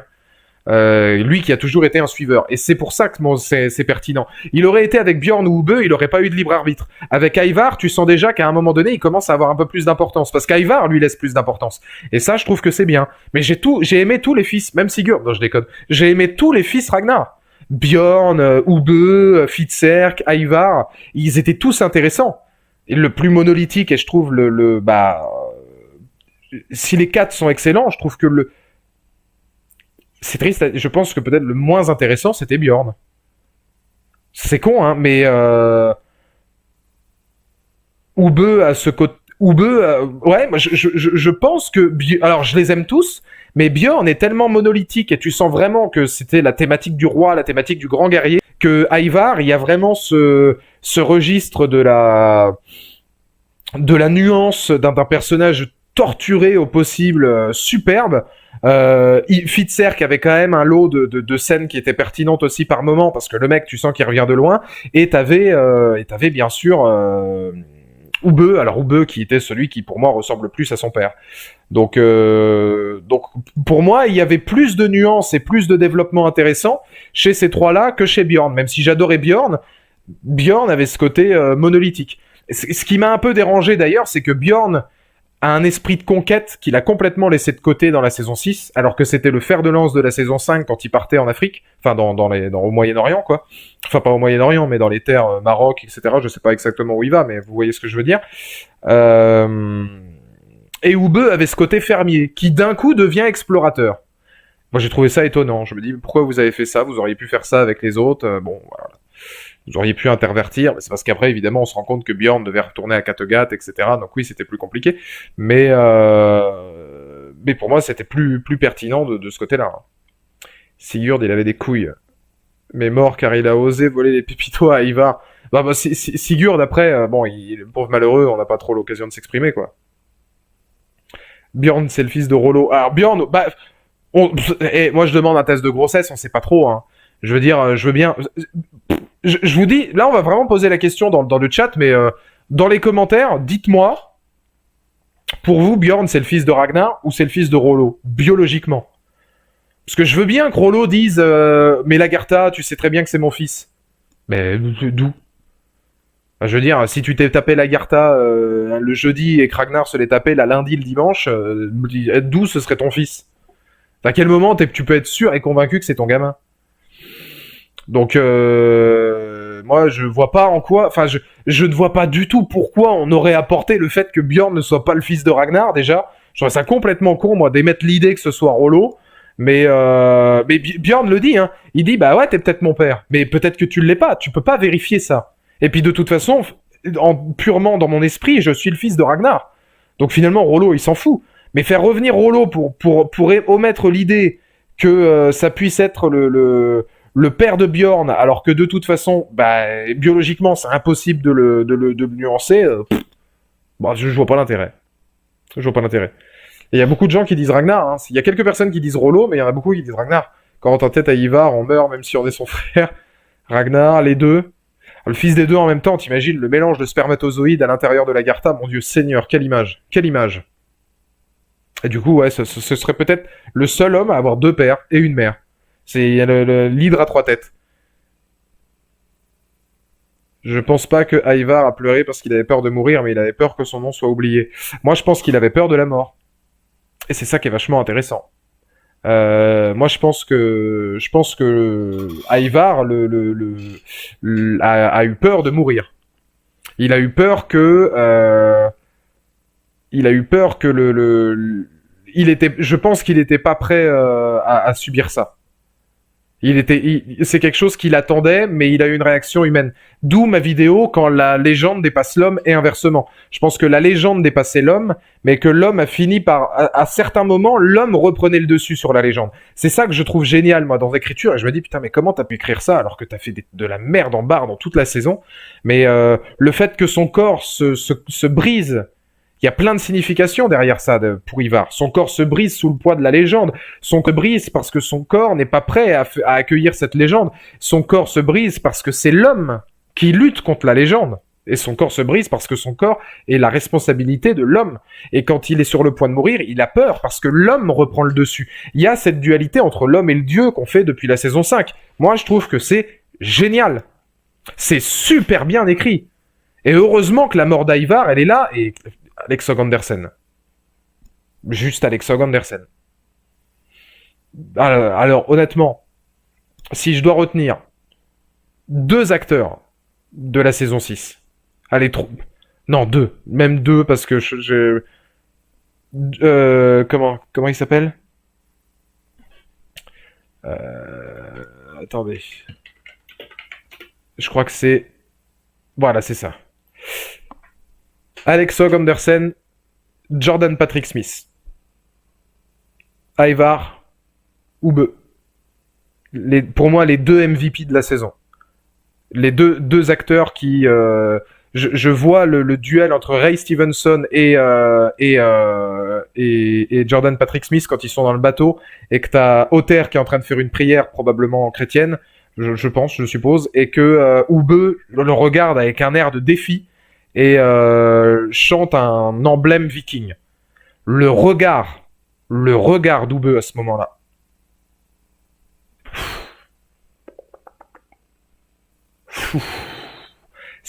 De la grande performance d'acteur. C'est les deux, pour moi, acteurs qui étaient vraiment intéressants et les deux à retenir dans la série. Moi, Alfred, je suis désolé, je vois pas ce qu'on trouve à Alfred. Mais depuis le début, hein. Moi, Alfred, je vois beaucoup de gens, ça doit être, c'est à mon avis.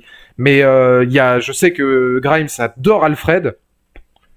J'aurais jamais rien eu à foutre, moi, d'Alfred de base, et je vois pas en quoi le mec dégage une prestance extraordinaire. J'ai du mal, vraiment, enfin, quand je vois les autres acteurs à côté de lui, être dans le jeu qu'il a quand il va finir par regarder Ivar en se disant, ouf, respect. Respect mutuel. D'accord, c'est une icône. Oui, c'est une légende. Mais Harald, pour moi, est largement plus intéressant qu'Alfred, par exemple. Alfred, pour moi, il est, bof. Bon là quoi, je veux dire, il y a eu largement mieux dans la série, il y a eu beaucoup plus de gens pertinents, il y a eu des meneurs d'hommes bien plus grandiloquents. Quand t'as eu Egbert, avoir Alfred après, voilà quoi, je sais pas. Non, même Emund, tu vois, Emund avait une prestance dingue. Alfred, je vois pas vraiment en fait ce qu'on peut trouver à ce personnage-là. Je suis pas particulièrement convaincu. Harald, l'acteur qui joue Harald est sous-coté. Harald est très très très bon. Lui aussi a une prestance. Alors sa voix française est magique. Je trouve que le travail de la VF sur Harald est fantastique. Mais franchement, ouais, non, je pense qu'il y a, il y a beaucoup d'acteurs à retenir. Mais parmi eux, moi, je mets vraiment en avant Alexa Andersen et Jordan Patrick Smith. Otter, un avis?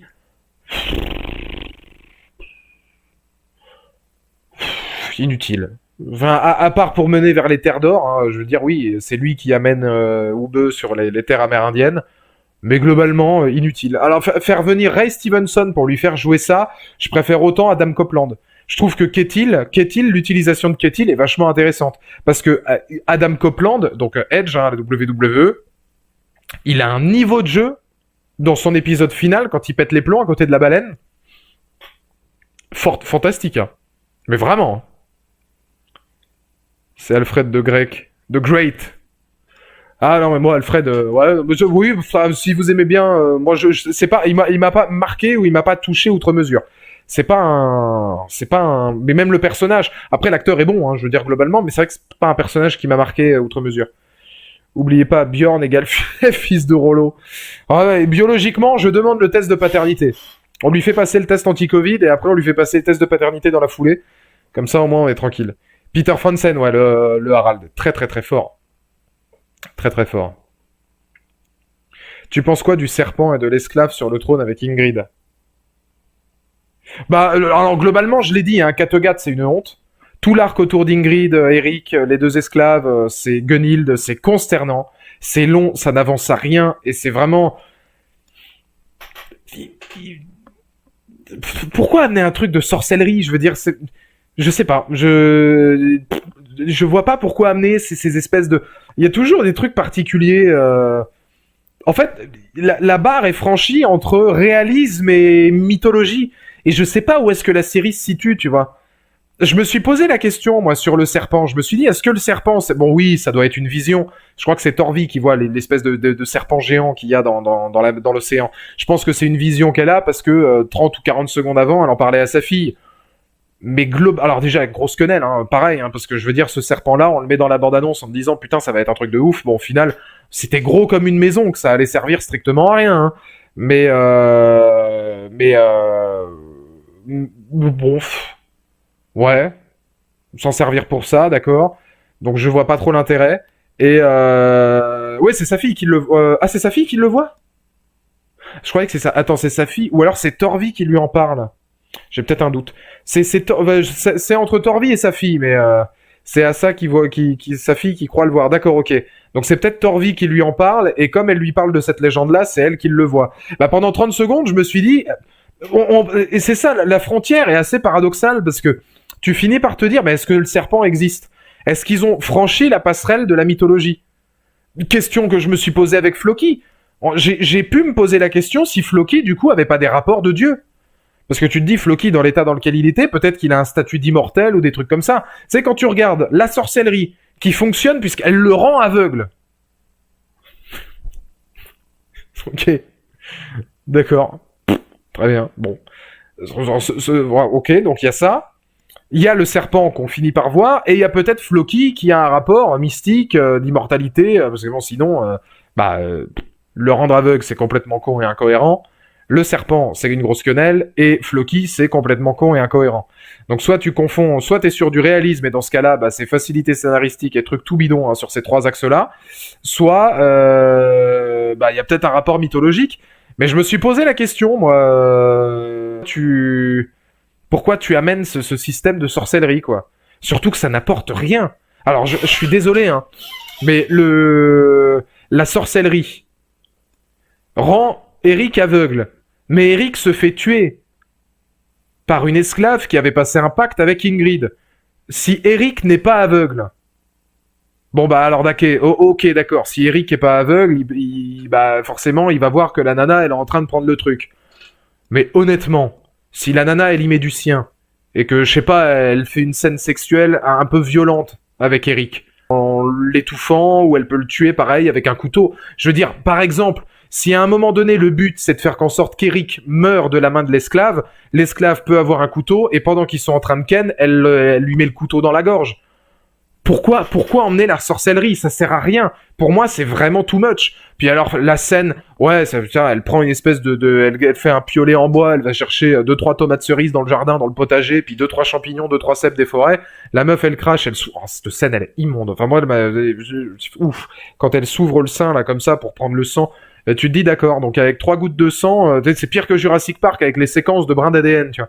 Tu te dis, donc tu vas chercher des cèpes et 2-3 tomates cerises du jardin, ça y est, tranquille, tu te fais un spliff et puis tu rends les gens aveugles. Ok. Ok ta mère, très bien. Mais il y a des gens qui gobent ça. Alors je veux bien, moi, que ce soit pour emmener le côté mystique. Mais c'est stupide. C'est stupide. Enfin, je veux dire, il y a pas y a pas d'intérêt, quoi. Puis de toute façon, tout l'arc autour d'Ingrid, je veux dire, ça n'aurait jamais dû exister. Parce que tout l'arc autour d'Ingrid, pour moi, n'aurait jamais dû exister. Donc c'est terrible, hein. Après, ça flirte beaucoup avec la limite de la mythologie. Aux saisons d'avant, il y avait Odin qui était venu quand tous les hommes étaient partis à la guerre et qu'il restait que les femmes. Ouais, il y a ça, et puis il y a le... C'est pour ça que je dis ça. C'est parce que peut-être que dans la saison 6, on flirte encore plus là-dessus. Il y a peut-être une connotation incomprise sur la mythologie, ou peut-être qu'elle est réelle. Mais le charreau qui venait pour engrosser toutes les femmes de Kattegat, qui couche avec la femme de Ragnar après Lagertha, qui était un acteur connu, qui avait notamment joué dans Lost. Bon bah lui, on se pose la question aussi si peut-être c'est un dieu. On sait pas exactement si c'est une représentation de dieu, etc. Arbar, voilà, c'est ça. Donc il y a peut-être, il y a ce flirt avec la mythologie, mais globalement, je suis pas forcément convaincu, moi, que ce soit très utile au scénario, quoi. Ingrid, elle servait clairement à rien. Bah non, moi je trouve pas. Je suis pas convaincu que non. Mais tout cet arc scénaristique là, ça aurait dû franchement rester sur Harald et puis après, pour moi après, je veux dire à la rigueur, si j'avais dû réécrire ça, à la mort de Bjorn, naturellement, je mets Gunhild. Gunhild tue Ingrid. Je mets Gunhild sur le trône. Gunhild tue Ingrid parce que Ingrid tente de la tuer, par exemple. Naturellement, Gunhild prend le trône. Harald revient, réclame son dû, récupère le trône, veut se marier avec elle, elle se suicide. Comme elle l'a fait. Sans faire le 400 mètres papillon. Et puis tu gardes Harald, et puis je sais pas moi, bah la toute fin de la série, qui tu peux mettre sur le trône, il reste plus personne. Parce que si tu mets pas Ingrid, tu mets qui sur le trône?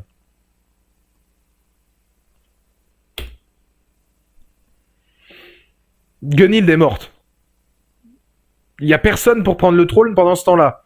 Ingrid, admettons, elle n'existe pas. Eric n'existe pas. Tous ces personnages-là n'existent pas. Mais tu mets qui? Tu fais survivre Ivar? Bah non, Fitzerk qui s'est renommé chrétien, puis Fitzerk il aurait pas pris le trône, ils auraient pas voulu mettre Fitzerk sur le trône. Tu le brûles. Ouais, hashtag Game of Thrones. Bjorn qui voit Odin. Ouais, bah il y a cette représentation de Odin. Alors après, on sait pas si c'est une vision ou si c'est vraiment le personnage qui est là. Bon, si c'est une vision forcément parce que le mec arrive un peu partout aux quatre coins du monde. Donc t'as toujours cette vision là, mais Athelstan, Fitzerk se convertit pas et revient à Kattegat. Oui, mais Fitzerk, ça n'aurait pas été crédible. Tu peux pas mettre un mec comme Fitzerk, c'est un suiveur qui a... Tu en penses quoi de la mort de Bjorn? Bah la mort de Bjorn, elle est belle. La mort de Bjorn est belle. En soi, la mort de Bjorn m'a pas posé de soucis. Juste le problème que j'ai, moi, c'est ce qu'ils en ont fait après. Après la mort de Bjorn, il y a comment dire, après la mort de Bjorn, toutes les situations, par exemple, de Gunhild qui va coucher avec Eric n'ont aucun sens. C'est tout ce qui a été après.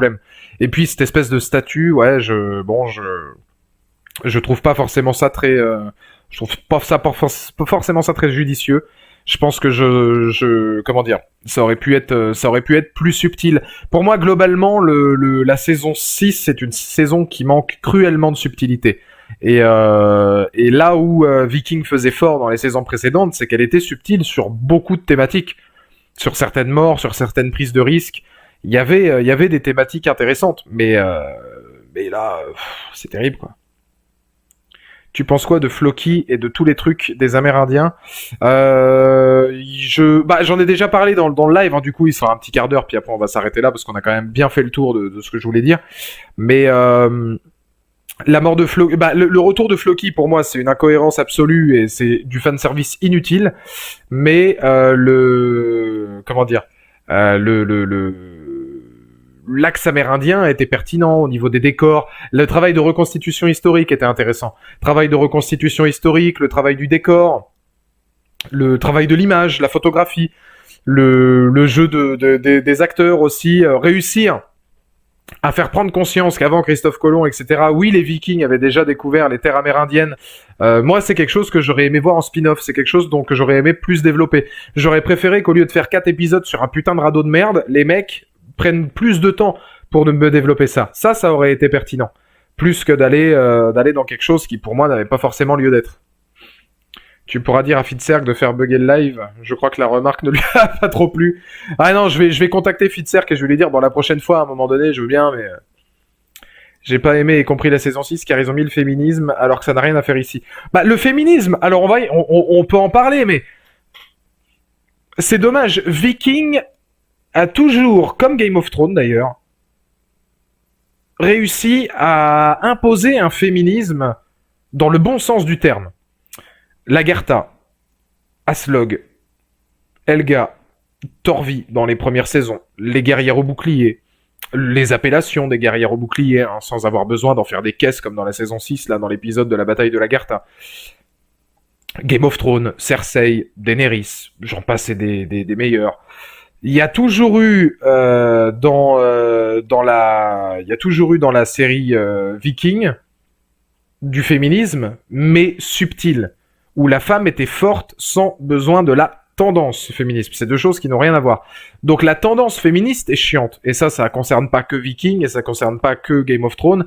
Ça concerne absolument toutes les séries, tous les films où maintenant, voilà, hashtag Avengers Endgame, hein, où il faut faire une scène ultra grandiloquente avec toutes les femmes pour montrer que les femmes sont badass, comme si on savait pas que les femmes pouvaient être badass. Zoom flash, hein, depuis Ellen Ripley, Sarah Connor, etc., on est conscient hein, que la femme est l'égale de l'homme et que c'était badass.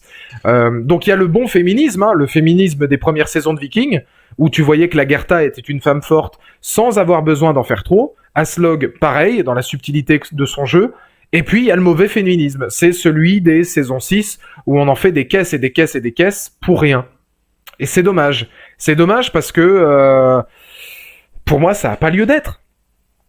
Ça a pas lieu d'être. Ça a pas de sens. Par exemple, Gunnhild, je le dis, hein, mais Gunnhild sur le trône de Kattegat, c'est pas du mauvais féminisme. C'est normal dans le récit. C'est logique. Et si quelqu'un avait dit « Oh là là, c'est juste pour faire du féminisme et tout, de mettre Gunnhild sur le trône », non. C'est logique dans le scénario. Là, c'est bien. C'est après que c'est con. C'est quand tu fais Gunnhild le 400 mètres haie là dans l'eau, et puis que voilà, il faut forcément... Puis encore, c'est même pas un problème féministe, c'est juste un problème de lourdeur. C'est juste un problème de lourdeur. La lourdeur est absolue dans quasiment toutes les morts qu'ils mettent. Tu sens que les gars, en fait, ils capitalisent là-dessus à fond. Puis alors, il y a un truc qui m'a choqué et puis qui m'a gonflé. C'est que j'ai vraiment l'impression... Pourquoi, je sais pas. Hein. Mais j'ai vraiment l'impression que, voilà, dans cette saison, il y a des épisodes où il fallait faire mourir tout le monde. Épisode 11, il y a un mort. Épisode 15, il y a 5 morts en 10 minutes. Après, il n'y a plus rien. Et puis bam, 19, 4 morts. 20, 4 morts. Et il y a toujours un épisode où tu sais qu'il va y avoir plein de morts, et puis après, il se passe rien. Des morts, il se passe rien. Des morts, il se passe rien. Et c'est tellement capillotracté que tu te dis, oula, cet épisode-là, je sens qu'il va y avoir quelques victimes. Et c'est super mal dosé, quoi, parce que tu sens et tu t'attends à tout, quoi. C'est dommage. C'est dommage. Par exemple, l'histoire de Baldur et Bjorn, c'est assez similaire dans la... Bjorn, oui, ou Bjorn, je sais pas si c'est... Non, Bjorn, oui, non, Bjorn. C'est assez similaire dans la symbolique. Ah ben, non, oui, il y en a qui ont été... Il y en a qui ont des symboliques de la même prestance. Mais c'est mal foutu. L'enfant avec Frédéric, c'était pas son enfant. Elle avait eu l'enfant avec un mec qu'elle a fait tuer après. Floki, j'ai cru qu'il allait devenir le devin après avoir marché dans les profondeurs de la mort. Et qu'il pouvait parler aux dieux. Mais il y a un rapprochement mythologique, mais c'est mal dosé, parce qu'à aucun moment on est vraiment capable de mettre un mot là-dessus, quoi. Mais effectivement, il y a un rapport à la mythologie. Bonsoir, juste pour dire que Arden est trade chez les... Oh, ça y est, c'est officiel. Mais non. Ouais, mais Arden, ils ont tradé le Big Mega Burger aussi avec, parce que... Attends, James Arden. Officiellement chez les Nets. Demarcus Cousins s'en prend à James Arden. Ah, attends. Parce que moi, j'ai rien dans les actus, là. Il est 15h, 3h. Le package souhaité par les Rockets contre James Harden révélé. C'est le mec qui prend son temps pour regarder de la NBA en plein Epic. Moi, ah bah attends, si, je vais aller sur le meilleur endroit pour avoir des news. C'est pas BFM, c'est Twitter. Tu tapes James Harden et c'est plié. Harden, tendance, 294 000 tweets. Ok, ta mère. Harden aux Nets. 3 équipes, au moins 6 joueurs, 4 premiers tours de draft. Kyrie, KD et Harden dans la même équipe. Ça va faire très, très, très, très mal. Très, très, très mal. Oh là là, mais attends, putain. Caris Levert, Donné, Rodion. Alors, il y a plein. Ça prend plein d'équipes. Ça prend les Cavs aussi, Jarrett Allen. Ok, ok. Harden, Durant et Kyrie Irving. Si Harden retrouve son niveau. DeAndre Jordan, il reste? Parce qu'il y a DeAndre Jordan aussi, quand même. DeAndre Jordan reste ou il a été trade? Parce que putain, Harden, DeAndre Jordan, Kyrie Irving. Oh là là là là. Indiana et Cleveland, moi j'espère peut-être. Moi, je fais toujours partie de ces gens qui espèrent un jour voir Bradley Beal à Denver. Donc moi je n'attends que ça en fait. Parce que apparemment Denver, de ce que j'ai entendu, apparemment Denver était sur le dossier James Harden. Hein. On n'avait rien à lui donner qui aurait pu être à la hauteur de James Harden. Mais il reste, oh là là, DeAndre Jordan, James Harden, Kyrie Irving, Kevin Durant. Tu regardes le physique qu'il a, il est encore capable de te faire des matchs à 44 points. T'inquiète pas. Et là, il va revenir. Il va être avec ses potes à Brooklyn.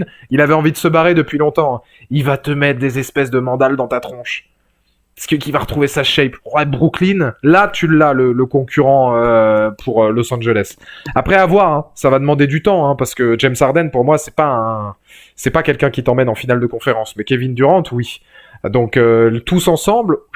S'ils arrivent à se passer le ballon, si ça joue bien, ça va faire mal comme Ragnar. Mais à voir. Faut que ça joue bien ensemble. Parce que des projets, on s'en souvient, hein, mais des projets de méga team, on se souvient de Kobe plus Howard plus Steve Nash plus Pogazol, etc. Ça n'a jamais fonctionné. Hein.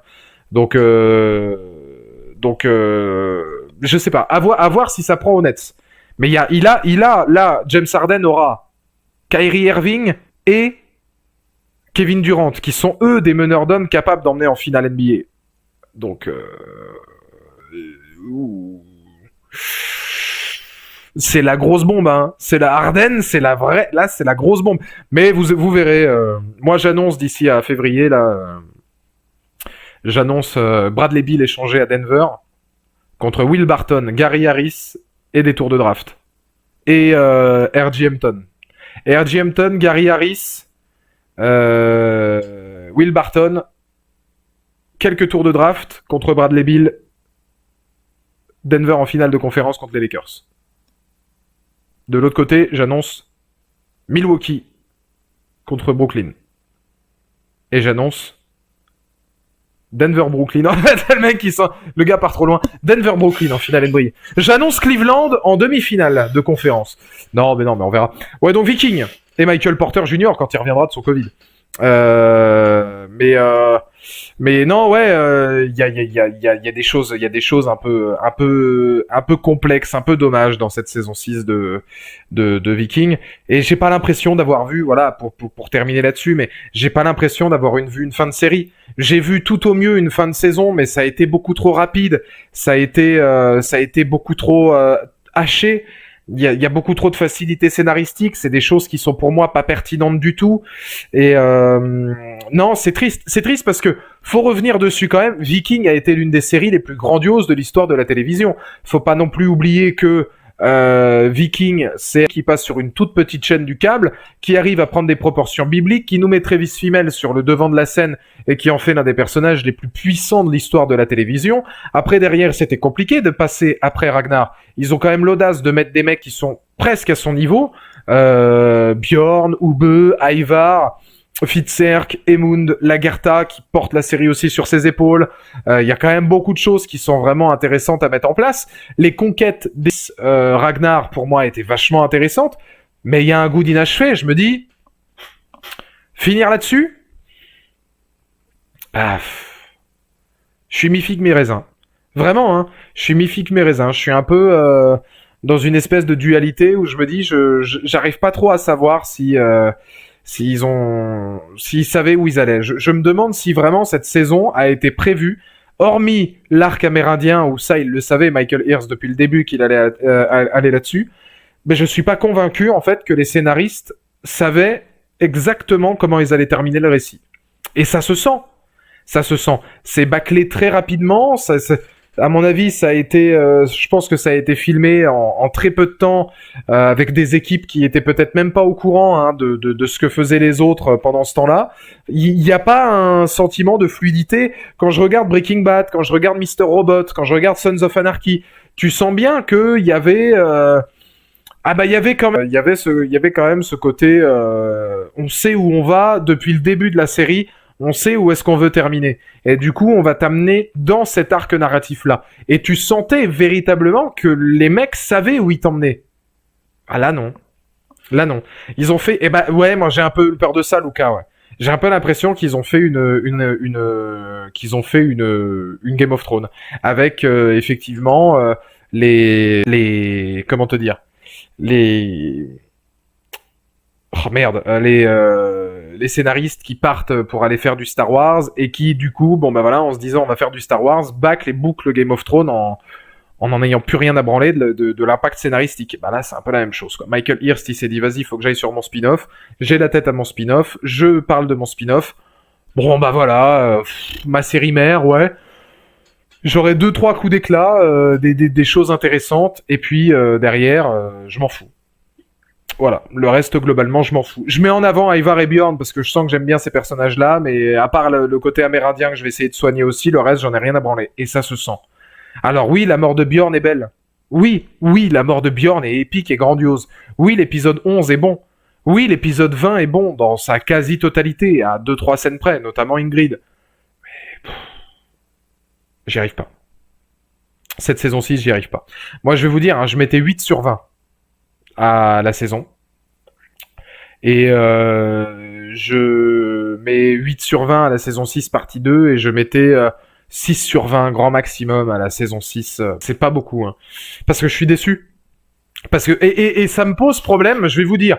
Moi, vous le voyez derrière moi, là-bas vous verrez beaucoup moins, mais vous le voyez derrière moi, je suis un très gros collectionneur de Blu-ray, Steelbook, etc. J'ai beaucoup hésité parce que à Leclerc, là récemment, j'ai vu qu'il y avait moitié prix sur les coffrets Blu-ray.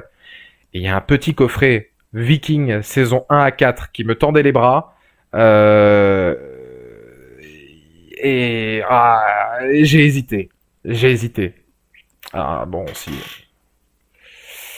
si j'avais su, je ne sais pas, mais j'ai hésité. Pourquoi ? Parce que est-ce que je vais prendre le coffret de l'intégrale vu la saison 6 ? Prendre les saisons 1 à 4, c'est prendre le... Comment dire prendre les saisons 1 à 4, c'est prendre tout l'arc autour de Ragnar. Donc c'est très symbolique. Tu prends l'arc de Ragnar et c'est... Voilà. C'est plié, c'est superbe. Prendre l'intégrale de la série, c'est parce que j'ai quand même, moi, l'intention de prendre la saison 5, parce que la saison 5, il y avait des choses pertinentes. Mais tu vois, je me suis posé la question, et c'est très révélateur, hein, parce qu'au final, en me demandant si je vais prendre le coffret des saisons 1 à 4, c'est partir du principe que Ragnar se suffit à lui-même, et qu'après, c'est du bonus. Et c'est triste pour une série comme Viking. C'est triste comme une série pour Viking qui nous a donné tellement de joie, d'émotion, de peine, de scènes immenses. Mais voilà, moi je peux pas, je suis désolé, je peux pas faire sans. Et Mr. Grimes, j'attends toujours les 20 €, hein. Je ne dément pas, hein. Je lance le hashtag, hein. Mr. Grimes me doit 20 €, hein, de son live anniversaire. Parce qu'à chaque fois que je vais chez lui, c'est le premier à me dire rends l'argent. J'y suis là, rends l'argent. Tous les jours, à chaque fois que je vais dans mon gestionnaire de vidéos, je vois mon super chat et je vois que je donne de temps en temps 2 € au Mediavore. Je donne de temps en temps 2 € à Morgane et son ciné. Toi, je t'ai donné 20 balles. Et c'est pas pour aller chez le coiffeur, mais Mr. Grimes. On le sait. Je rompiche, je dors. Mais tu vas, t'inquiète pas, t'en fais pas. Quand il est tout nu dans mon plumard, là il dort moins. Qui est la volée maintenant. Les fessées seront payantes. Et là, t'inquiète pas que c'est lui, il va raquer le chéquier. Je le connais, le Mr. Grimes. Si les fessées entre nous commencent à devenir payantes, il va aligner, ce sera même pas le chèque. Il va partir littéralement faire un compte d'épargne, un compte courant, un compte commun. On aura un compte joint, Mr. Grimes et moi. C'est vrai en même temps, mais tu le sais. Donc j'attends encore mes 20 €. Tu peux les faire par mention de 2 fois 10 €, Tu peux faire 2 fois 10 euros, tu peux faire 10 fois 2 euros si ça t'arrange aussi par rapport à ton PEL, mais j'attends mes 20 euros, Grimes. Parce que les bons comptes font les bons amis, et Dieu sait que quand on dort nu l'un contre l'autre, on est très amis. En lingot d'or direct, bien sûr. Ah ouais, alors si tu veux, je suis en train de jouer actuellement au jeu Star Wars Galaxy of Heroes. Tu peux m'offrir un pack premium pour que je puisse avoir Dark Vador, parce que ce jeu, putain, aura ma peau. Il est génial. Je sais pas s'il y a des gens qui jouent à ça, mais je joue à Star Wars Galaxy of Heroes là sur téléphone, et le jeu est putain d'addictif. Alors, je paye pas hein, pour jouer, parce que bon, tu regardes les prix des packs et tout. Premier truc qu'ils te proposent, c'est bim, pack à 110 euros. Ah ouais, les mecs, heureusement que c'est un free-to-play. Mais franchement, c'est un jeu qui est très bien, parce que même gratuitement, tu peux avancer rapidement. Donc, c'est cool. Bon, c'était l'interlude. Culture générale pour le chat, Fitzerk prend la place du chef Noira Guthrum. Vaincu à Etendun, il finit par se soumettre à Alfred le Grand et reçoit le baptême de Athelstan. Ben ça peut expliquer peut-être qu'on l'appelle Athelstan. Donc ce serait peut-être un rapport historique très éloigné. Mais bon, je suis d'accord avec toi, Valou. Il y a un avant et un après Ragnar. Bah ouais, mais bon, c'est pareil, le même principe, tu vois, que d'aller. C'est le même principe que d'aller, tu vois, hésiter à te dire, est-ce que la série, il y a saison 1 à 4 plus bonus. Je trouve que la saison 6 a fait tellement de choses bien que ce serait dommage d'oublier ce qu'a fait la saison 5. Ou la saison 5, si j'ai dit la 6 il y a 30 secondes. Mais t'as la saison 1, 2, 3, 4, mais dans le lot et dans la configuration, je compte la saison 5 là-dedans aussi, parce que la saison 5, c'est culte, et qui avait quand même une vraie opportunité de proposer des choses intéressantes. Il y a que la saison 6 qui est de trop, et c'est vraiment dommage. C'est vraiment dommage, parce que, je vais vous dire, et je termine là-dessus, la saison 5, pour moi, clairement, hein, la saison 5, Ivar a la même mort que Bjorn. Que dans la saison 6, pardon. Des mains de Bjorn, par exemple, ou des mains d'un inconnu. On propose le même destin pour Ivar. On termine avec Bjorn sur le trône. Ube, pendant ce temps-là, on essaie de faire plus court sur ses quêtes en Angleterre, et on l'emmène du côté des terres amérindiennes, en oubliant les trucs avec Floki, Ketil, etc., là, en Islande, ou en essayant de les raccourcir. Je suis convaincu que si tu gères mieux la 5 et la 6, bah tu peux transposer les trucs bien de la 6 et la mettre dans la 5. Et l'image de fin, c'est Bjorn qui prend la place de Ragnar. La boucle est bouclée. Je trouvais ça beaucoup plus intéressant. Pour moi, à mon avis, si tu prends tout ce qu'il y a de bien dans la saison 6 et que tu le transposes dans la 5 en faisant en sorte que les trucs un peu trop longs de la saison 5, hop, tu les bifurques un petit peu, et ça bouclait une boucle qui, pour moi, ne faisait pas de cette saison 6 une sorte d'immense quête annexe, quoi. Donc, ça aurait peut-être, après, je sais pas si ça aurait été juste. Mais en 20 épisodes, il y a le temps. Tu sais, prends par exemple la saison 6. Compte le nombre de choses qui ne servent à rien. La saison 6, si tu retires la Russe, si tu retires les 4 épisodes où Ube est dans un bateau, il se passe rien. Si tu retires Eric, Ingrid et Gunhild, honnêtement, tu retires 15 épisodes. Hein. Donc déjà, si tu retires tout ça, ensuite, t'as qu'à prendre le meilleur de la saison 6 et tu le mets dans la saison 5. Bon, et puis après, c'est bon, quoi. Est-ce que je dois jouer à Détroit Détroit Become Human, c'est un jeu extraordinaire, ouais, je te le conseille. Mais ouais, moi, je pense que ça pourrait être pas mal. Ça aurait permis, par contre, la mort d'Éric le Rouge, le type était en train de faire plaisir à son tuyau. Non, mais voilà, enfin, je veux dire, c'est des trucs. Respecte Gunhild. Ah, mais Gunhild, c'est un bon personnage, mais c'est ce que je disais au début du live. C'est genre, sa mort, elle est beaucoup trop langoureuse. Après, tu prends, je veux dire, l'arc autour de Gunhild n'est pas intéressant. Parce que malheureusement, elle est mêlée à l'arc d'Ingrid, etc. Mais j'ai envie de te dire que celle qui s'en sort le mieux, c'est elle. Hein. Parce qu'avec son suicide, elle respecte Bjorn, elle a une fin qui est de toute façon cohérente vis-à-vis à son personnage. Emballer, c'est peser, hein. C'est le seul truc positif de Stark là, quoi. Parce qu'au moins, elle est pas en mode, mon personnage, je suis en train de me le faire violer, quoi. Tranquille. Ce que je retiendrai de cette saison, c'est qu'on a rendu un mec aveugle en se coupant un bout de boobs. Ouais, non, mais putain. C'est mal géré, qu'est-ce que vous voulez. Donc voilà pour ce de retour aux affaires. Merci parce qu'on était plus de 400 pour un retour. Alors je sais que Viking c'est un sujet de niche. Donc puis de toute façon en live, je veux dire en général là où on est les plus nombreux c'est sur Walking Dead. En général en moyenne on est 1000. Donc on est sur des trucs qui sont complètement différents. Hein. On est en général 1000 personnes sur du Walking Dead au statut le plus haut. Après en général en moyenne on est 800 sur des tier list. intéressantes sur la chaîne principale. Donc c'était parmi mes meilleures stats. Les meilleures stats que j'ai eues, c'était 2000. On était 2000 sur Game of Thrones. Ça, c'était hallucinant. Enfin, 2000 personnes, c'était incroyable ce que j'avais réussi à faire sur Game of Thrones. Donc, merci de votre fidélité. Donc, pour un live concernant Viking, atteindre plus de 400 personnes avant que le live bug, c'est vachement bien sur la chaîne principale. Donc, merci de la fidélité de ce petit retour dans la maison mère, que ça fait plaisir d'être de retour au bercail. J'ai l'impression de revenir un petit peu voilà, aux affaires. Et 4000 pour nos sextapes. Oui, mais alors, c'était pas YouTube. C'était une autre plateforme. Mais on vous donnera les links aussi, hein, parce que putain, c'est vrai que ça me rappelle ce Wessex. Ce Wessex où putain, nos glaives s'entrechoquaient, toi et moi. C'était beau. C'était beau. Merci beaucoup, Elias, pour le don. Faut que l'acteur d'Ivar ait des propositions. Ah, mais alors moi, je vais vous dire, d'accord, mais c'est une évidence que, pour moi,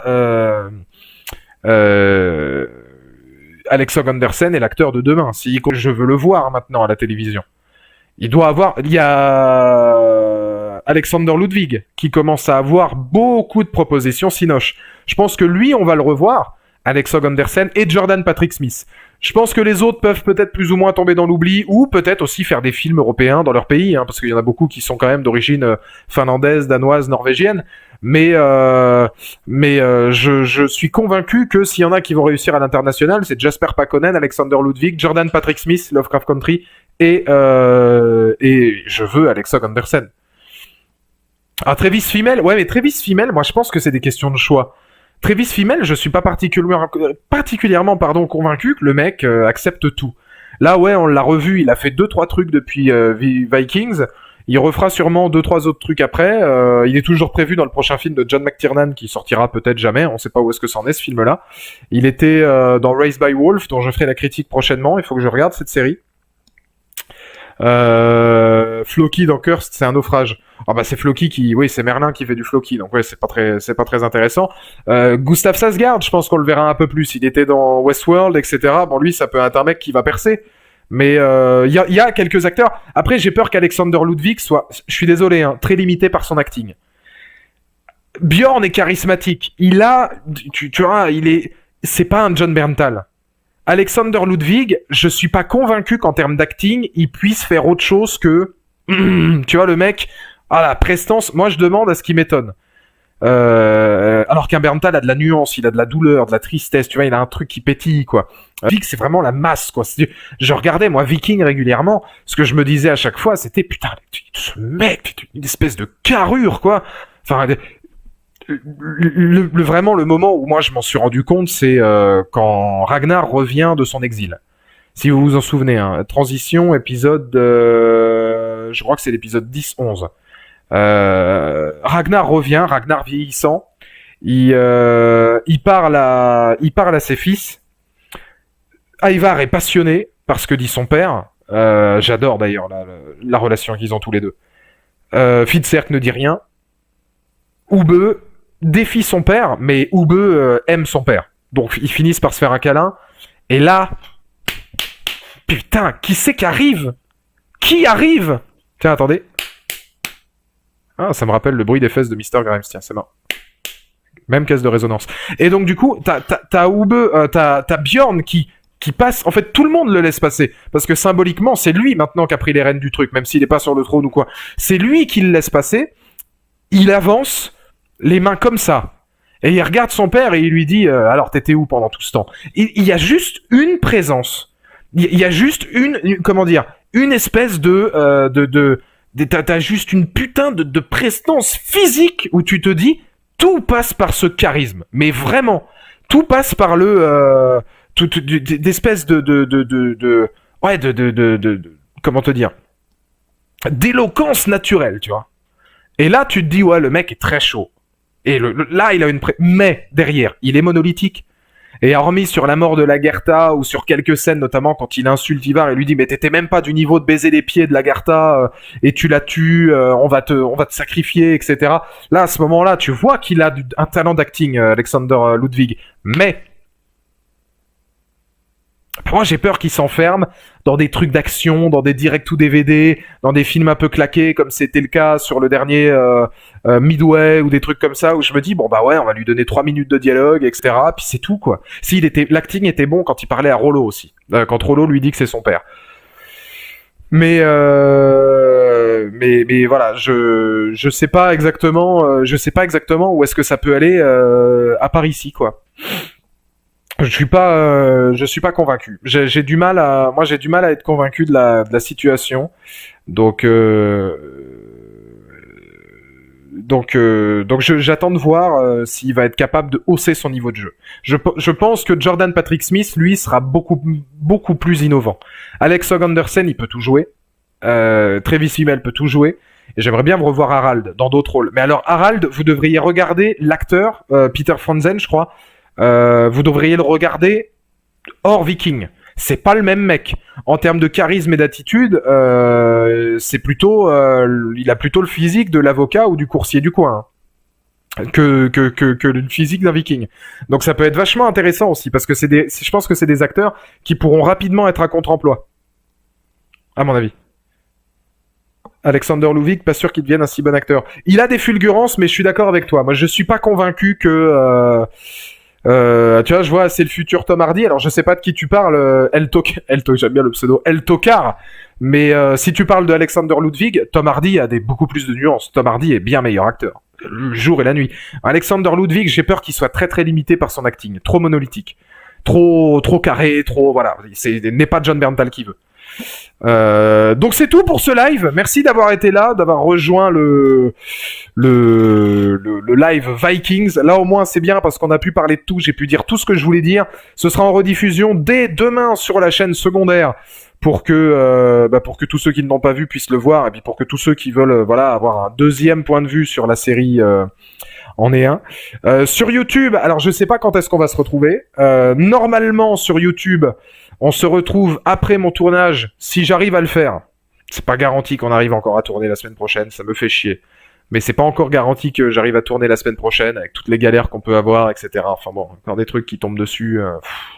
Je commence à en avoir marre. Sincèrement, je vous le dis, hein, mais la thune que je perds dans ce documentaire sur John Berntal me donne envie de crever vivant. Enfin, de crever, de crever vivant, parce que ce serait difficile de mourir mort, hein, sachant que t'es déjà mort. Et puis, on a trop d'emmerdes techniques, des trucs de Covid qui n'ont tout sur la gueule, des trucs comme ça et tout. Donc, c'est vraiment, vraiment très, très, très chiant. Ce documentaire sur John Berntal, ça retire beaucoup de... Tu vois, je me dis vivement que ça se termine quand même, parce que là, c'est compliqué. Donc, normalement, le prochain live YouTube, ce sera dimanche 24. Je reviendrai dimanche 24 sur YouTube normalement pour un tout nouveau sujet. Je sais pas de quoi on parlera, mais normalement il y aura un live ce dimanche 24 là.